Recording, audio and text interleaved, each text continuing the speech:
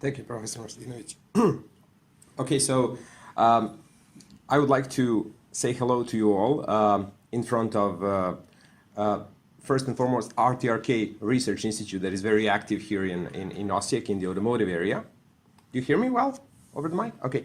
And also in front of the University of Novi Sad, which I'm affiliated with. Today, I'll try to raise some questions and maybe to give some insights that are on the brink between industry and academia that can be interesting insight for the audience, specifically in the topics of algorithms for processing signals, for processing images, for processing video, using artificial intelligence and deep learning. I also listened to several very interesting papers today about application of deep learning in various fields. And also, I would like to bring a bit closer how the industry intends to put deep learning into real operation, to get it out of the lab and to really use it for some actual things, and how to do it practically. So if we are engineers, in the end of the day, how we do that, and which platforms are needed to achieve this. So I will be speaking, of course, the most about the applications in automotive because this is my field of interest, and I think this is the exciting time in history for the development of self-driving cars. So we'll see. So just a short overview. Of course, you are all aware about deep learning, but it all started very, very long time ago, and the key enablers to transfer from machine learning that is feature-based and that is based on lower data sets for training to deep learning is to have access to data. So we all know that. So having access to vast amounts of data and having enough processing power to crunch this data and to really train the network is something that enabled this level of accuracy in AI today, being that classification, being that prediction, or any other autonomous operation where artificial intelligence is being used.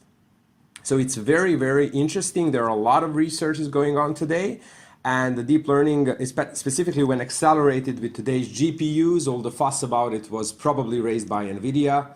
NVIDIA gave a lot of interesting tools for this, and therefore many research institutions embarked really heavily on drinking coffee mostly during the work hours. Because they say that when you are researching in deep learning, you drink coffee all day and that while waiting for the training session to be completed. So it's the most rewarding job, I would say, of all today.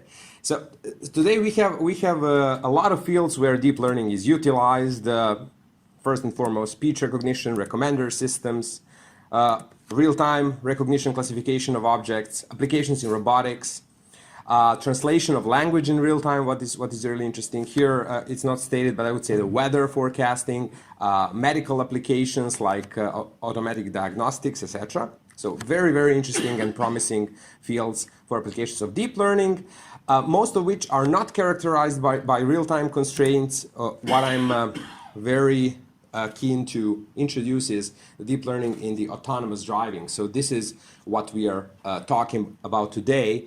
And I'm coming with fresh insights from several major OEMs in Europe, also in the US, but more remotely. But I can kind of transfer what Europe is doing. So to start, let's see one small introduction into autonomous driving that I selected.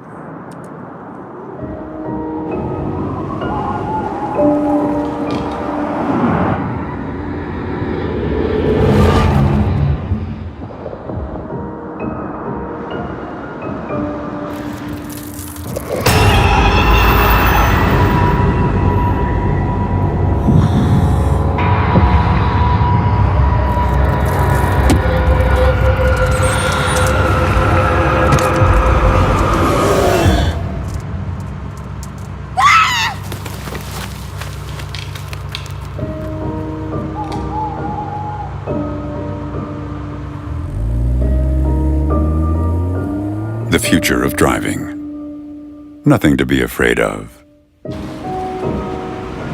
Because we're working on safer cars for a safer tomorrow. with large-scale data-driven development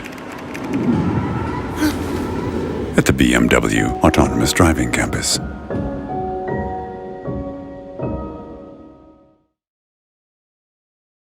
Okay, so this is the official BMW video that was released a couple of months ago, but it kind of resonated with me because we have teams in Munich, in Unterschleißheim, working on these autonomous vehicles. And actually, one of colleagues of mine that I work with day to day is sitting in the rear seats, watching to the screen and analyzing the data. So this is the exact test vehicle that they are using in the campus. And also I'm happy to say that our colleagues in OSSIP, in RTRK OSSIP and in Novi Sad also work in this BMW autonomous driving campus. And I will speak about that a bit later towards the end of the presentation about this approach. It's just an interesting as in kind of to grab your attention a bit. So autonomous cars, what are they? So basically what we want to achieve is to remove the driver fully from the car, as you saw already, or at least to assist the driver in a way that most of the operation or the driving operation does not need human intervention, and that the human is mostly there today to control the driving in the sense of kind of emergency. But in the end of the day, what we want to achieve is something like this. So we want to have a cockpit in which we don't have a designated driver's seat. So we need to bring about the artificial intelligence to that level so that these cars can fully mimic human drivers, and that the passengers in these cars are not required to have a driver license at all, so that the experiences within the cockpit can be completely different.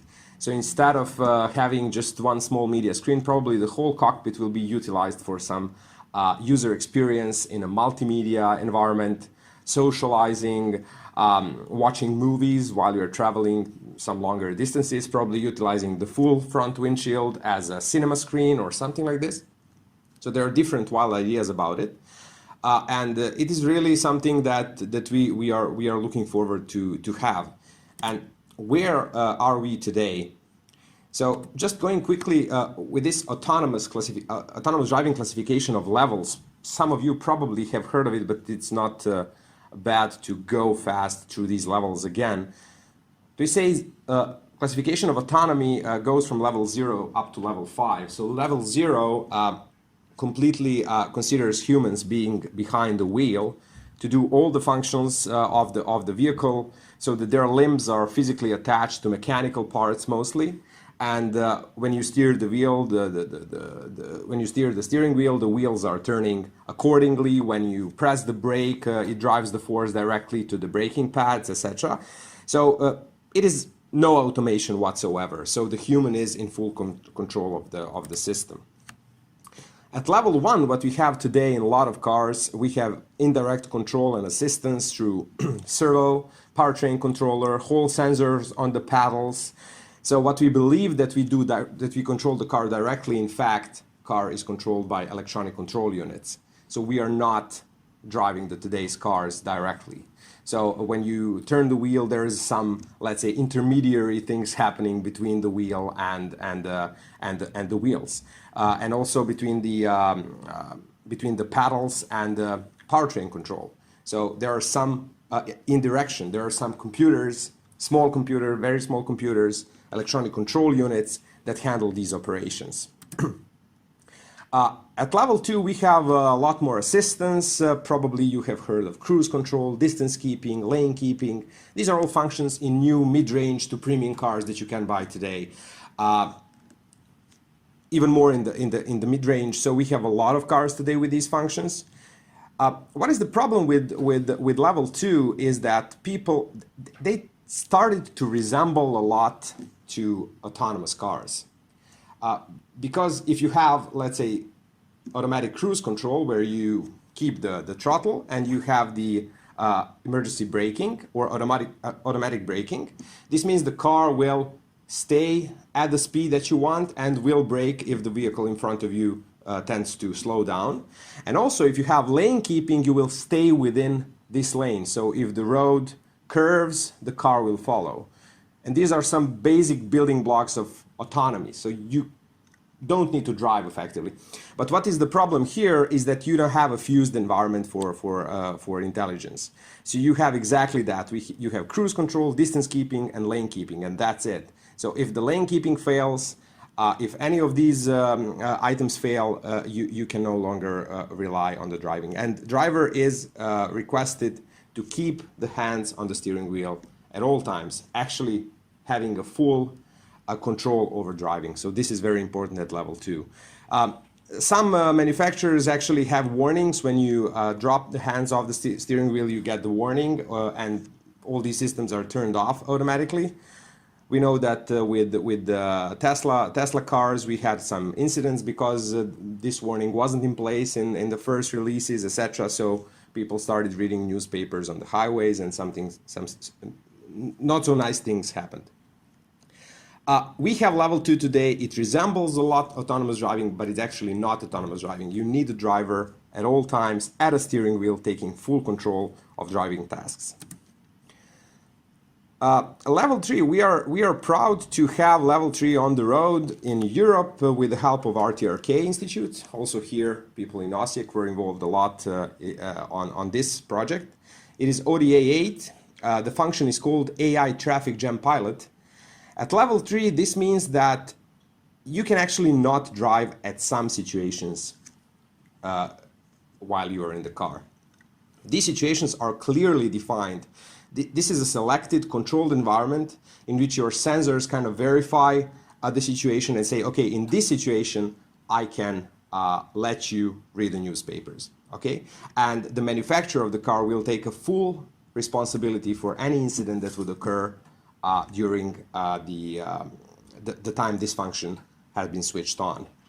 So this autonomous driving is actually real in level 3. The controller in Audi is called ZFAS. It's actually a heterogeneous controller having GPUs, having Mobileye, having safety controllers, different chips working together in unison to provide actually a sensor fusion fusing LiDARs, radars, front camera, ultrasonic sensors, and to provide this controlling environment. Actually, also the system relies a lot on GPS, relies a lot on tracking, relies a lot on HDMI mapping, and it is required that geofencing is, let's say, provided so that you can drive in this mode only in some controlled areas in the map. So currently only some parts of Germany are available for this driving. So you are offered to select this autonomous mode. And this AI traffic jam pilot can be turned on in the following case. So if you are in the traffic jam, so as the name suggests, this means that the cars move really slow, like 60 kilometers per hour, that you have a barrier, that you have a multi-lane road. And in that case, if the map allows, you will be offered with an option to turn on AI traffic jam pilot, and then the car will continue moving towards the city, usually towards the roundabout, towards the ring of the city. Usually, this is where the most crowds and the most jams happen during the rush hours. So this is actually the first function in Europe that was released in level 3, and they say also worldwide. Although some people argue that it existed already in the US. Driver is, of course, at level 3 required to take over the driving once the conditions are no longer met. You get an alert, you need to take over the steering wheel. If not, the car will stop. Level 4 and level 5, we don't have it officially yet. We have it in the labs. Some experiments are being done there, but it is a fully autonomous vehicle. Level 4 is a fully autonomous vehicle with no designated driver, so you don't need the driver both in level 4 and 5. But in level 4, this autonomy operates only for specially designed environments. So you can say, okay, for trucks, they can deliver load from hub A to hub B on the highway with no driver. So it can be level 4. Level 4 can also be some specialty vehicles, some delivery vehicles. It can also be maybe passenger vehicle, but in some very, very controlled use cases like taxis, let's say, that go on a well-defined pathway. Or buses that serve the passengers in a city on some lines. It could be level 4. But the level 5 is exactly what we expect from the passenger car, and that we all look forward to it, so that the AI is so sophisticated that it can even mimic human driving in some most unpredictable situations, like crossing the crossroads in Mumbai, for example, or something like this, where you have a lot of human intervention, like people are waving through the window, you know, they're gesticulating towards each other. So they're kind of signaling in some informal ways how to deal with the priority on the road. And this is where the AI shall tap in as well at one point. And this is level 5. So we have no driver, no designated driver, but the car drives on its own fully. So this is a brief recap, let's say, of these levels. Now going to deep learning. So how deep learning helps this, what is really interesting for this conference, is that to really achieve level 3, level 4, and level 5, we need AI. So without AI, we cannot do anything. Today, when we speak AI, we speak deep learning, of course. And this is one of the examples that we also saw in this conference about convolutional neural networks, which are really good to classify things on the road. Of course, with just classifications, in this example, we can just assist some other algorithms. But this is one example how, for example, something that you do in the labs can help everyday cars to do the classification and to participate in a process that we call sensor fusion. Sensor fusion is a very complex procedure that involves outputs of many sensors and many algorithms serving one single cause. This is to map the environment as accurately as possible. This is also called HD mapping because we are mapping the environment to a centimeter level so that we exactly know. We have, of course, the map that is built in the car. We have the geolocation, but also we have inputs from all the sensors with all the predictions and all the classifications and all other algorithms that help us do the sensor fusion. It may sound straightforward, however, we'll see that there are a tremendous amount of processing power required to perform this.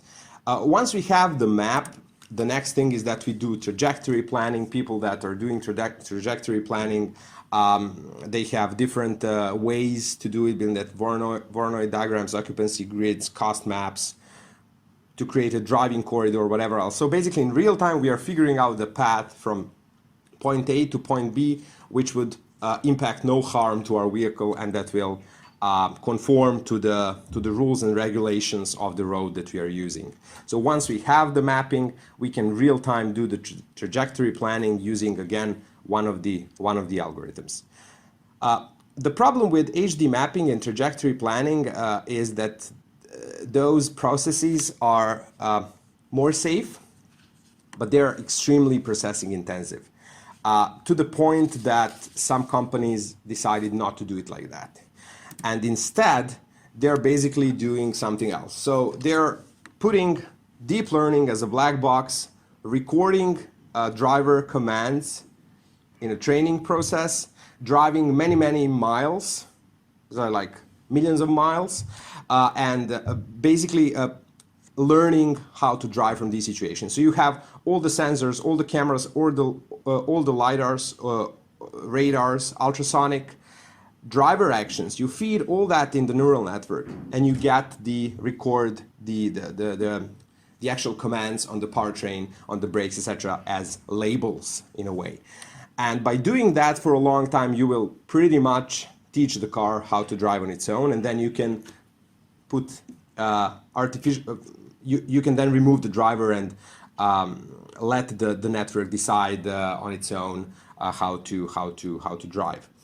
This is what we have a lot of lab experiments with this approach, and this is all these demos that you see that there are nobody behind the wheel and the wheel just turns on its own are mostly based on this approach. So you have a neural network that is trained for this purpose, and we'll see in the moment why that is not even good as well. Speaking about safety, now it is a good time. So when we look at the approaches that I listed before, we need to talk about safety. So to figure out what is safe, what is not safe, and what is safety in general and how it's being perceived from a legal perspective. This is also very interesting. And instead of dissecting it theoretically, I'll present you with a map to figure out where we are today and how different areas in the world tackle this safety problem. Of course, I filtered it heavily and just left like three big influencing forces here. So the first being the USA. So you probably heard of Waymo. Most of you heard. This is a company that was spun out from Alphabet. This is a Google's company. This is the Google self-driving car project. It's been there for years now. It has driven millions of miles in California and nearby states. And they say the technology has learned enough so that it can drive fully on its own. And the first service for Waymo is a robotaxi. Robotaxi is actually a car that can respond to a request from a smartphone app. It picks you up and drops you off at a location automatically, so with no driver at the driver's seat. What you are looking here in this small snippet is actually the situation that they advocate to have. In reality, the service does not operate without the designated driver yet, so they have a driver behind the steering wheel that does not drive effectively, but is required, so they are afraid to remove the driver. This is the state of play here, but what is the problem here? So even the companies are not confident enough in the safety of the technology. We had in March last year, we had a major Uber incident with a self-driving car killing a pedestrian. This was actually a lady pushing her bicycle over something that looks like a highway and in the middle of the night. But regardless, the automatic braking system should have reacted like in all today's mid to high range cars. Those cars that are not smart, that are not AI driven, should have prevented that incident, let alone the Uber car that had all these AI mechanisms. And this is exactly from this incident that we figured out that all the classical algorithms, all the classical systems that were in place, like automatic braking, emergency, and everything else, was turned off for this car in order to allow the actuation to be connected directly to the AI.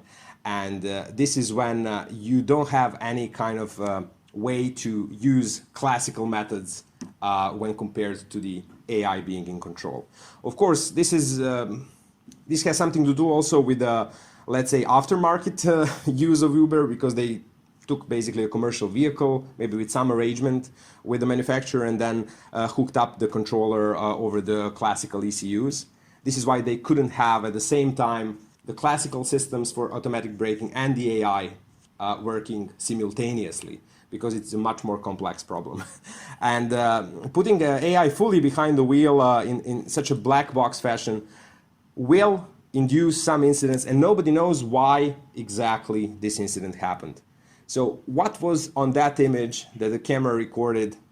What was the noise from the sensors that affected the neural network to decide to just keep going and not even decreasing the speed at that point in time?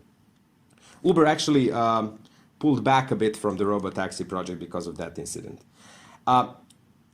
We also figure out the way how the USA deals with these things is that they do things heavily relying on statistics. So instead of a white box method where you kind of scrutinize the implementation and doing validation, etc., they have the proof in terms of driven miles. So, and this is the way that serves them, and this is basically an American way of thinking in many areas. So trying to say, okay, these are the facts from reality. Let's do something based on that only. Let's not scrutinize it further. And they actually managed to have a lot of states approved self-driving cars just by documentation that says we have driven this many miles, we had this many incidents, as opposed to a non-self-driving car that has driven this many miles and had much more incidents, without even going into too much detail what are the types of the incidents. Even if the incidents are induced by the autonomous functions, there are much less of those incidents than incidents overall.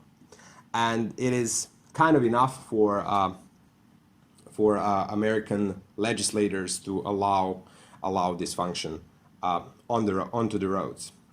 So the American legislators allowed self-driving cars in many countries in this robotaxi service for the first kind of experience,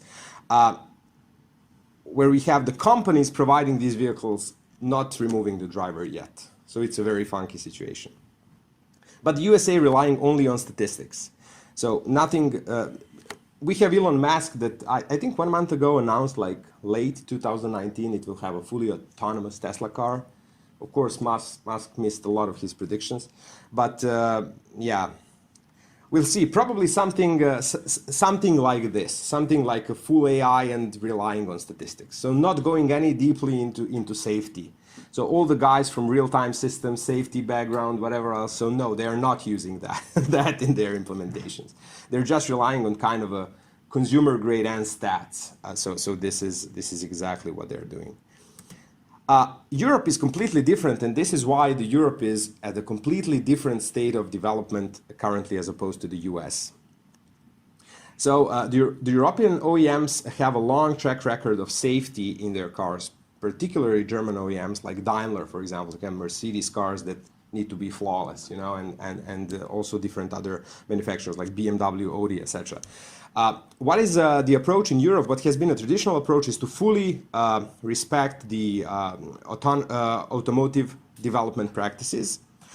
These development practices want to verify each of the steps in the development process, and also you need to be able to verify each implementation to be able to let it on. The problem with deep learning and the AI is that they are not verifiable in this way, and there's a lot of research going on how to make this AI verifiable, and it is very interesting to participate also.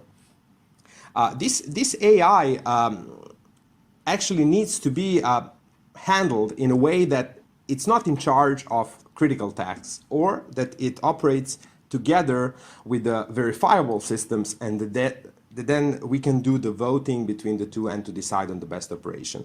These are approaches that the Europe is taking. It's a much harder route, and is the route that will be less rewarding because we will have autonomous cars on the road much later than in the USA, if they don't fail completely with some major incident and then pull back a bit. But in the Europe, it is not before the 2030 that they accept. That I would say that we'll have something tangible. But if the USA is all about statistics, Europe is all about procedures. So this is currently what's going on. Of course, this is a bit my opinion. There are no consensus about these things, so you can, as an audience, choose whether to believe me or not. It's up to you. So I tend to speak questionable things usually. Okay, and the third, probably the third very interesting field that we tend to neglect, and that probably I should have discussed first and not the last, is a China-Asia kind of style that is a world of their own, and they have a lot of progress with Baidu and with these projects that are very, very far advanced in the sense of autonomy. What is different in China when it's compared with the USA? We see that the robotaxis projects are very close and that we have very similar demonstrators in China and in the USA. What I would kind of push out as the most, let's say, interesting difference is that the state organization in China allows Chinese to create dedicated infrastructure. This is what's not the case in Europe. In Europe, for example, and to some extent in USA as well, we have the infrastructure that is in place that is very hard to change. In Europe specifically, so you need to have tons of different approvals. Bureaucracy hits the roof, so you cannot do any of such major projects really easily, especially not between countries. In China, you can, I don't know, the Communist Party probably can take a map and point with a finger and say, I want a smart city here. And then they will create everything from scratch there. And in that kind of environment where you can guarantee the infrastructure in a way, you can create autonomous services much faster, like autonomous bus services that are already in place in some Chinese towns. because you can have dedicated infrastructure. Most of their research also regards utilization of infrastructural AI as opposed to having all the AI built into the vehicle. So they have different, let's say, what we will call Car2X infrastructure. They have a lot of beacons or a lot of different markings, etc. in the infrastructure, and then the intelligence of the car can be more lightweight. So this is, let's say, the third approach.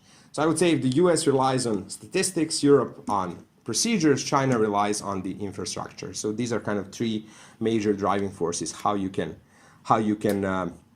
regard the autonomous projects that we have today. Of course, not exclusively, but in kind of most interesting differentiating points.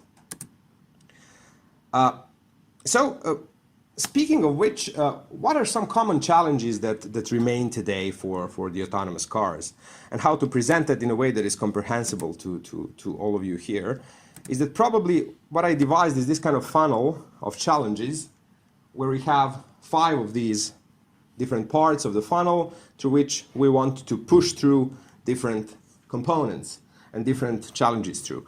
So these are algorithms, prototypes, components, so all the building blocks, all the research, everything that you guys are doing here as well. So it is the top part of the funnel.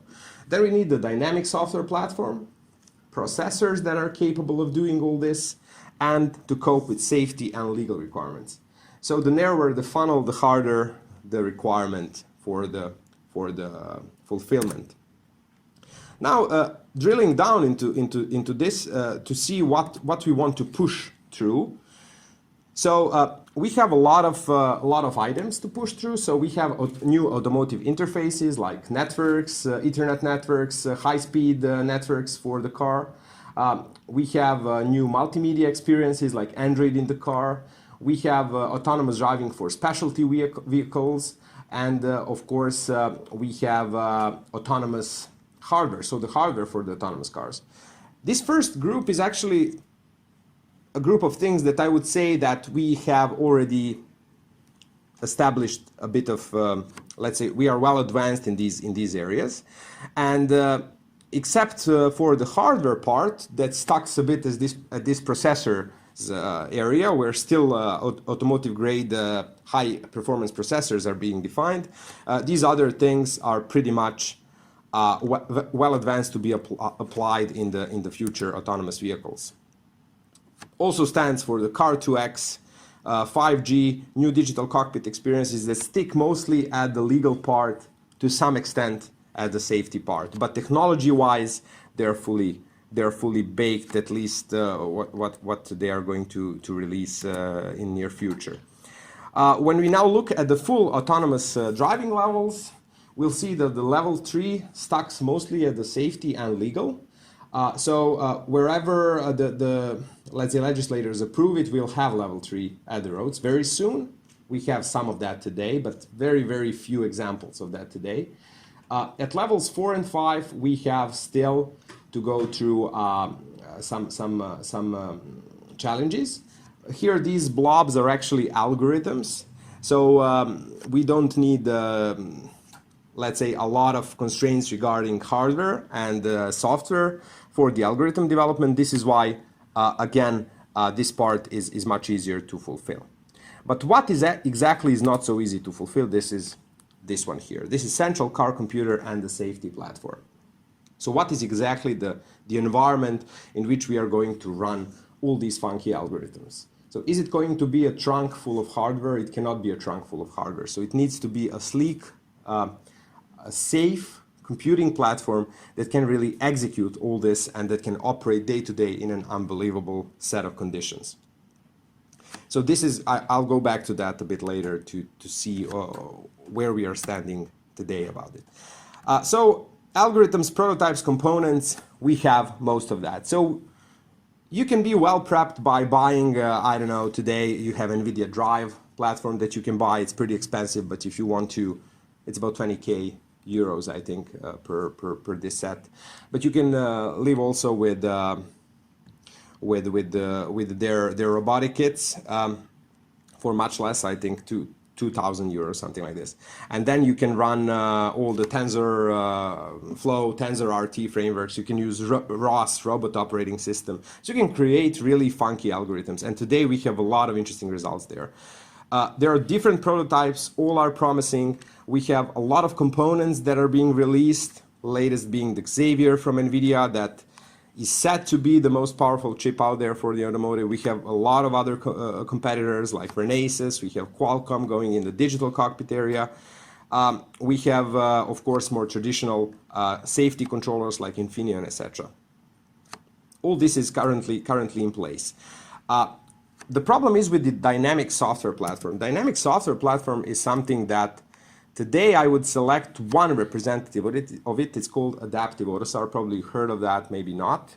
AUTOSAR is automotive middleware. Adaptive AUTOSAR is automotive middleware of the future car. So what shall be there once we go and want to develop really dynamic set of features.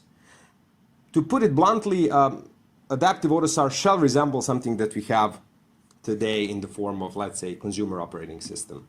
So it's an operating system middleware that can accept different components, different applications, that can dynamically change applications, do the OTA, over-the-air upgrades, so to upgrade the application, to create customized experiences, and also to allow different providers to contribute to the same software stack.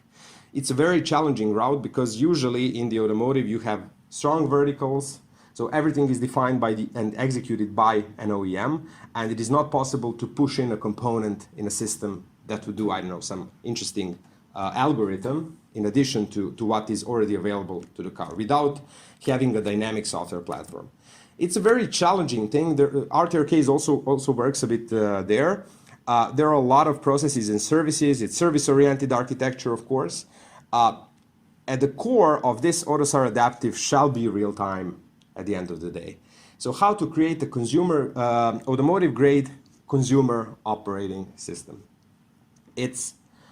Today we have two, let's say, schools of thought. One say it's not possible, one say it's possible. So we would need to really have a longer session to dive into that. But currently what's going on is that we have adaptive AUTOSAR demonstrators, we have companies working on adaptive AUTOSAR stacks, but in reality what I believe we would need to have kind of split responsibilities. So the most safety critical things will be outside of the adaptive AUTOSAR context. So they will be in a classic AUTOSAR in a kind of RTOS environment. Adaptive AUTOSAR would run in a kind of Linux environment that is not safe today.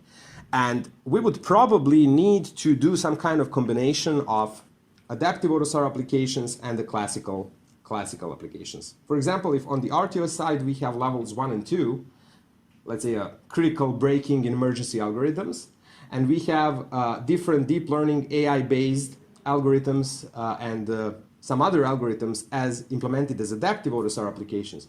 Probably we would need to have a voting application somewhere in the chain so that it can select the same outputs dealing with the same conclusions but done in a different way. If the voting application can select outputs from levels 1 and 2, this RTOS based, also can select outputs from a deep learning based algorithm. But why not the outputs of the machine learning that is more verifiable kind of algorithms? And then if there's a consensus of all the three, then they will act on the operation. And the voting application is exactly in charge to make sure that the level of safety is increased even if the deep learning is in the mix. So this architecture is going to be a safe architecture for tomorrow's car. The problem here is that you cannot have deep learning algorithm as an only thing in a vehicle. So as a black box dealing with inputs and providing outputs to drive the car. So deep learning needs to be split, needs to be combined with the predicate logic, and of course we need to go one step back and then go forward. So the deep learning research fields that are also interesting today would be the transparent AI, how to make it transparent by decomposing it probably to some critical points in which you can scrutinize the outputs or the mid outputs and combine that by voting with outputs from some other algorithms and then decide whether to go further or not go further. processors, we have a lot of processors today. I already talked about that. The problem with processors is still the performance. We have the most promising processor today based on GPU architectures is Xavier, NVIDIA Xavier. It is still what we in the lab we managed to run one pixel level segmentation algorithm that's really intensive and high in accuracy, and we basically drained it almost completely, this Xavier chip. So in a real autonomous context, everybody puts 2, some of companies put 4, but it will be even more than that, I would say. In the end of the day, when you have such a large number of SoCs in a system that are high performance SoCs, you would probably need to deal in some way with the heat and with the power consumption, of course, what is not a naive problem. It will be a tremendous amount of heat, and there's a lot of potential for somebody who wants to resolve it. And there are again 2 schools of thought. Some people say it will never work because there's too much heat, it's not possible to sustain it. The others say we'll deal with it with some kind of very active cooling system or whatever else. So it's everybody must do something today. What is going to happen in the future, it's very questionable. Still, we are far away from having a small box doing everything. So this is my personal conclusion after the last year of listening to people. So at one point I'm at GTC listening to Jensen Huang speaking about NVIDIA chips and what they can do. And at the other point, I'm discussing with some people from the OEMs that are not happy what Xavier can do in reality. So there's a huge discrepancy between marketing and what's being achieved today in reality. It is, I would say, a vast discrepancy. There's always a discrepancy, of course. Marketing people always speak about further in the future, speak about their roadmap. So if they say we have something, this means it will be, I don't know, 1 year ahead. And it's a normal kind of marketing talk. I kind of got used to that. But in this sense, we have a huge discrepancy, even to the point that it might not happen. So it's very interesting to follow through. So we need to be really, really careful. I'm, of course, speaking about levels 4 and 5, so these kind of utmost levels of autonomy, if we really want to get it right, to get it in a safe way. Regarding safety, we have ISO 26262, so it's currently one of the standards that drives all the safety in the automotive. And many CEOs of the major OEMs would love to see it go away because it's not up to date with what we need today, and it does not recognize AI at all. So it's all about V model, You need to have a V model, you need to document the requirement and then implement and then verify. You cannot scrutinize anything against ISO 26262 if you don't do it like that. So current way how to deal with ISO 26262 is to split the system in a part that is safety critical that needs to deal with ISO 26262 and the other part that is not safety critical that is not going to deal with that. And then to put everything in as much as possible in the second part. Of course, it's up to the auditor and up to the legislators in the end of the day whether they're going to accept this kind of splitting for the final approval of the car. But some people also hope that some amendments to ISO 26262 will, let's say, enforce the utilization of AI in this context as well. Of course, Waymo says probably now it's 8 million miles probably that they say, okay, the safety is what we show you as a proof and not what you can actually see by looking at our implementation. Would you buy that? Is it the correct way to do?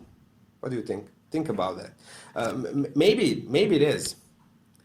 We had Theranos that promised that they can detect cancer from a drop of blood, and it didn't go well in the Silicon Valley. So one of the ways to deal with safety is, believe it or not, through what I call this like gaming. It's not gaming, it's a simulation environment. There's a lot of companies providing very highly detailed and highly accurate in physical sense simulation environment so that you don't need to actually drive the car for 7 or 8 million miles, but you can use the simulation to drive many, many more miles than that, and then just to have a small portion of miles actually driven. And this is the way how most of the OEMs are going to deal with this today. So they're going to drive the car for, they say, like 10% of the total miles, and 90% are going to be generated through simulation, where you can simulate everything. In fact, you can play with weather, play with road, play with traffic, play with whatever you can imagine.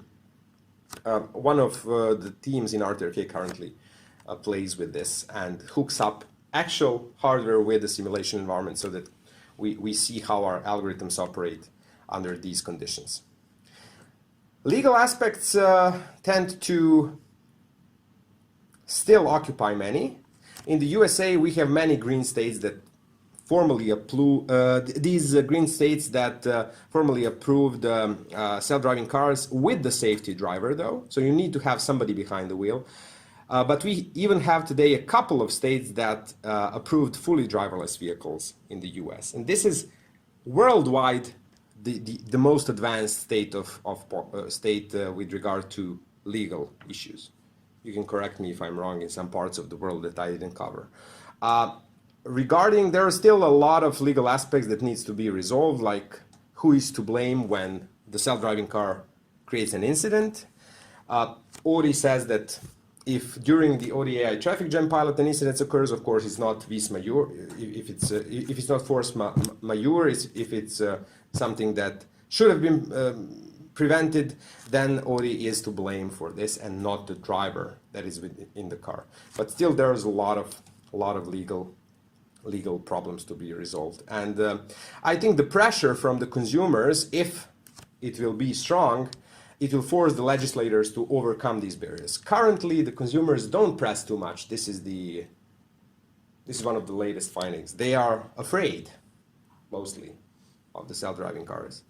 So this is one of the additional reasons why this service is going to, for the passenger cars, we are going to wait for a long time until it happens actually. So we can look at the autonomous driving as a tip of the iceberg. So we still need to handle varieties of driving scenarios. We need to have a very powerful SoCs. Today's are not so powerful, even they're the most powerful ever, but they are not powerful enough. We need to deal with heterogeneous processing, so to have all this different safety splitting, etc., and also to figure out fully the dynamic software platform. So this is what is still to be done before we can really say that we have a central AI in a computer for safe autonomous driving. So not any autonomous driving, I'm speaking about safe autonomous driving. We already tackle these challenges in a different central car computer designs like that you see here, that has different controllers hooked together towards dealing with the same cause. We have one main computational unit, additional heavy lifting unit. We have an optional FPGA and a safety controller unit working in unison. Who is interested into details of this architecture, we can talk afterwards for the sake of time. And the final question is whether we can do this by building on top of level 2, by building on top of what we have today. And probably the most common answer is that we need to reset the development, so to start fresh. And this is what actually happens. To reach level 4 and 5, many companies decided to start fresh. And this is the story about BMW Autonomous Driving Campus. And it's very interesting to state this from OSIAC that also participates heavily into this project. So this Autonomous Driving Campus is all about autonomous driving. So they put all the brightest minds, let's say, in this campus, and creating it and doing the work in agile way. So it's unbelievable for an automotive company to use Scrum, to use Agile, to use less. This is a large-scale Scrum framework. Chaining up hierarchically these Scrum teams and then creating a big Scrum of Scrums, and then have a product owner on the different tires and trying to track the development there. And each Scrum team is actually not dealing with a specific domain, they're dealing with a specific function. And within a Scrum team of 8, let's say you have one mathematician, you have a physicist, you have a algorithm guy, you have a programmer, etc., and they have one test vehicle. And at the end of a sprint, they drive their new software version live between Unterschleißheim and the airport currently, but this is the way how they're attempting to resolve this. So it's a completely new paradigm, and probably the most interesting way to conclude this is to see from first hand how it looks like in the campus near Munich. The BMW Group strategy number 1 next makes electromobility, digitalization, and autonomous driving a clear technological focus. And that's why we are here today. Because the future belongs to autonomous driving. I'm here at the BMW Group's newly opened autonomous driving campus just outside Munich. But what exactly are we doing here, and what does the future of autonomous driving look like? Let's go inside and find that out. The BMW Group is concentrating all its development expertise in vehicle connectivity and autonomous driving know-how, which is currently distributed over several different locations here at the new campus. It provides 23,000 square meters of space, the equivalent of 3 football fields. And here, up to 1,800 employees will work together from all disciplines in new work models to develop autonomous driving. Agile product development based on the large-scale Scrum framework is the only way to deal with the complexity and the challenges we face. Every team works end-to-end on actual use cases, and team members from various disciplines bring different skills to the table. The new work structure is designed for easier communication, greater transparency, and shorter decision paths. Another important element is the AD Lab. Now this is where the magic happens. It takes several millions of test kilometers to get an autonomous car ready for series production. And these vehicles generate a tremendous amount of data. I'm talking about petabytes on a daily basis. Sounds like a lot? Well, it is. Now, this data is then evaluated by our specialists. Here, feature development and testing come together with direct interaction between the vehicle and our developers. This also works the other way around. Developers can test code they have just written in the vehicle right away. Other important steps focus on sensor technology, or in other words, the vehicle sensors, its pads, its brain. Just like humans, machines also have to learn how to recognize situations, how to interpret them, and make the right decisions based on that information. So other key technologies, such as artificial intelligence and machine learning, are also developed here at the campus. All of these are important steps towards bringing the first highly automated series production vehicle onto the road. I just call for the car, it picks me up, and I'm on my way. Now here, you can already catch a glimpse of the mobility of the future, because this BMW drives by itself. Now I can use my time the way I choose, with entertainment, for example, or maybe I want to be productive. Either way, the car takes care of driving for me.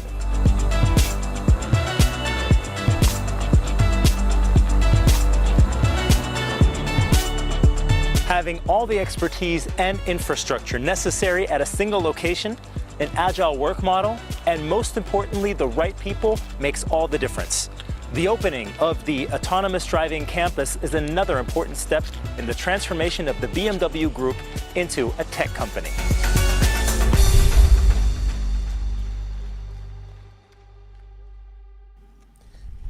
And this is how I would conclude with this presentation, by also inviting interested people to join this autonomous driving project, because there are still some openings in Unterschleißheim through RTRK. So if somebody's interested to kind of apply the knowledge directly, you can try this route. It's at the beginning, let's say, of the development, and this is why it's kind of an interesting time to jump into there. Okay, so thanks for the attention. Thank you very much for your lecture. It's time for questions, discussion. Please. Mm-hmm. Hi. First of all, thank you for extremely interesting talk. And I would like to ask you about one person, Elon Musk. Okay. What do you think about his stubbornness not to use any kind of lidar or radar? And his will just to rely on usual cameras. What do you think about this way of thinking of autonomous vehicles? You actually want me to comment on Elon Musk way of working?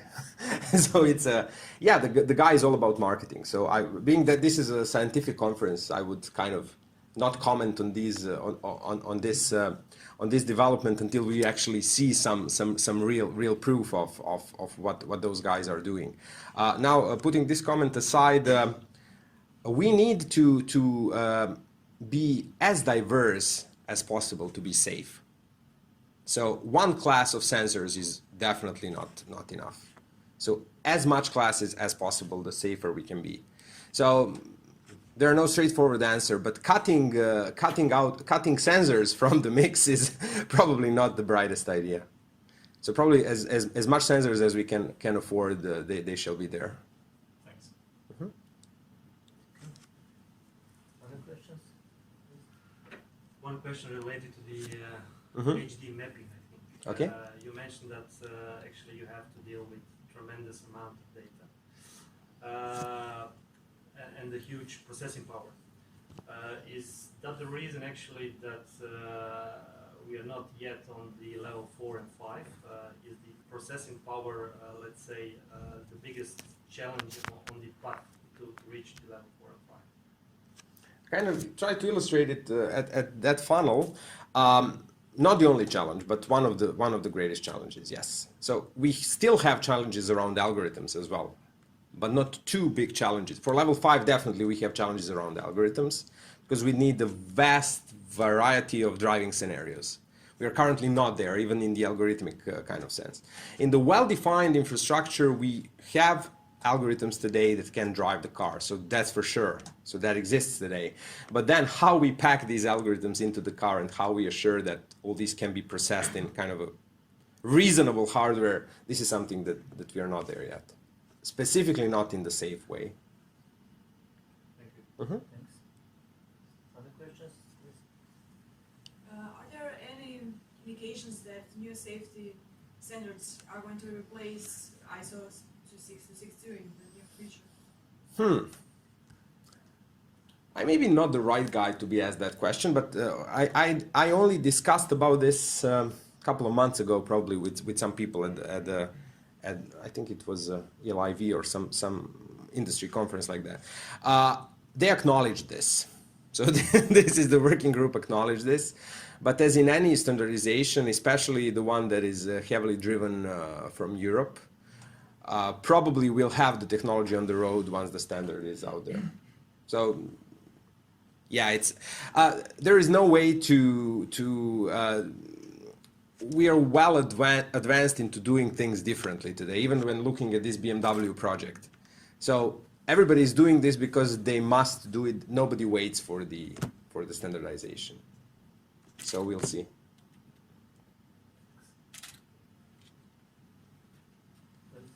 Another question? Maybe it's autonomous train more realistic. Train. Train. Yes. Autonomous train, of course, because you have a well-defined. But yeah, it's not. But I would say that the trucks and buses are going to be the first, definitely. Trucks, especially. You have these highway hubs that you use, and this is something. Even technologies that are not AI by themselves, but more like having one truck with, imagine like a huge amount of hardware in it, and then you have 10 trucks platooning and following this truck. So this is something that is doable, and we have a lot of concepts in this regard. So for me, being connected with Daimler, BMW, and these companies, we are mostly interested into passenger vehicles, of course, but generally speaking about autonomy, there are more promise in trucks probably than in anything else.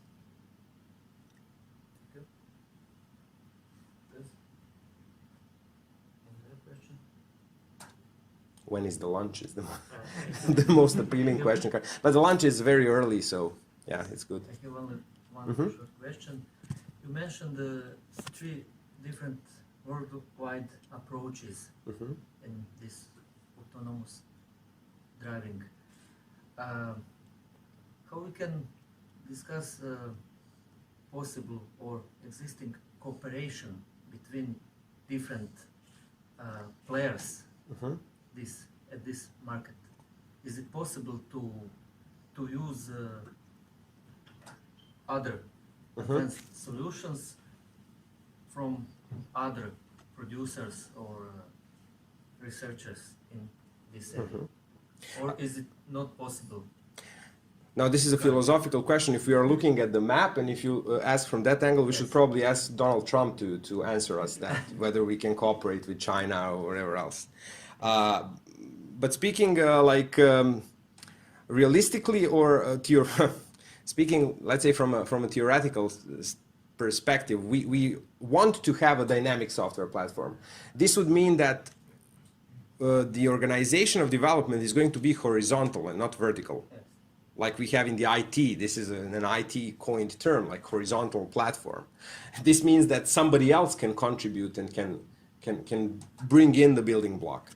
And this is a desirable thing, of course, like having the APIs. Let's say even today, if you subscribe, and if you pay a bit of money, you can get the Adaptive AutoSAR demonstrator kit. It's mostly Linux software that has all the APIs of Adaptive AutoSAR that can be used to, let's say, hook up your algorithms to the platform. And then hoping that at one point in time, when you have a platform that has the same APIs, these algorithms are going to work correctly. Currently, Adaptive AutoSAR is under development, so it's still not all the APIs are finalized, etc. But maybe even for the academicians, it is interesting to learn that some APIs are going to be there so that maybe they can prep for this horizontal platform. Other questions? If not, thanks again for... Thank you for inviting me.